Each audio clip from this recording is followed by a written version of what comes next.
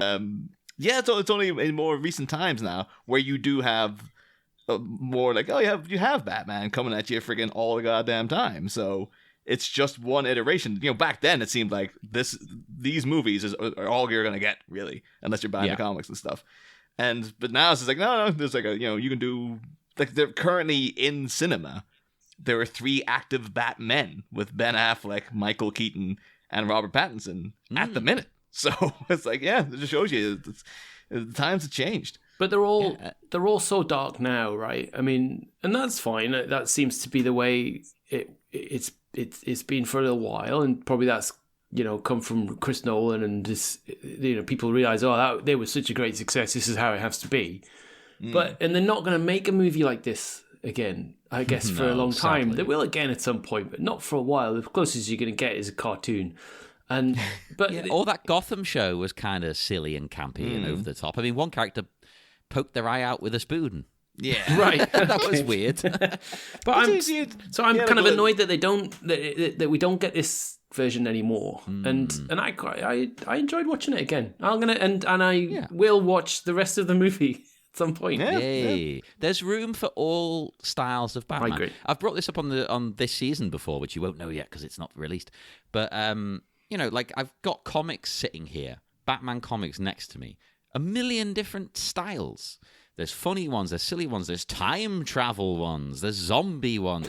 Doesn't matter. It's cool. It's all Batman. It's all fun. It's all interesting. Now is the time that with movies. To me is to bring back the 60s show. Like, do a Batman like that and have that on the TV, so you can have your moody dark Batman in the cinema, and then you have like Jermaine Clement playing him on TV every week or something, where it's just sort of like, it's blatantly a comedy or something, friggin' we call him from What We Do in the Shadows, Matt, the guy who was in Dark Place and stuff. Matt Berry. Matt Berry's Batman. Now is the time to have that, and then every week it's just like, this week, we've got you can bring in George Clooney as a villain and have him be like an alternate Batman who's actually out to destroy his reputation, and it's just ripping on Batman and Robin or something. Make George like Two-Face Batman. Yeah, exactly. That's the kind or make George Clooney Man-Bat. I think I can imagine Clooney would be like, you know what? Sure, I'll work the scale. I'll show up for that. Clooney. I mean, he is kind of a little bit of he can make fun of himself. Yeah. Don't think he's that stuck up about it. Which is funny. I actually said to Niall, like, I think he'd be better in the role now. I want to see George Clooney now playing Batman. Yeah. This George Clooney, it's not working for me. I'm trying to defend him, and I keep insulting him. Well, no one seems to have told him that. This is still baby George. Yeah. It is. He's still doing ER at this point, I think, isn't he? Yeah. He used to have to go. He was working 7 days a week, and he'd be in like doing ER 4 days, and then he'd go off to Batman Forever or Batman and Robin. Apparently, he'd show up and set and stuff in the Batman suit on ER just for a laugh and stuff.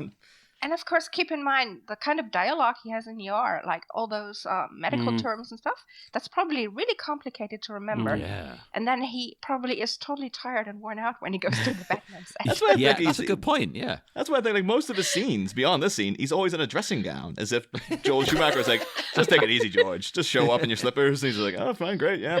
But no one seems to have told him that Batman and Bruce Wayne are two different characters. Yeah. He just plays the same kind of, pretty flat, boring character for both of them. And he's got that little smirk all the time. Yeah, the thing is said in post-production, they had to lower the volume of his voice to just make him sound different because he just wasn't doing it naturally on set. Yeah, but then you run into the danger of doing a Christian Bale where it's like, whoa! Yeah. But we didn't.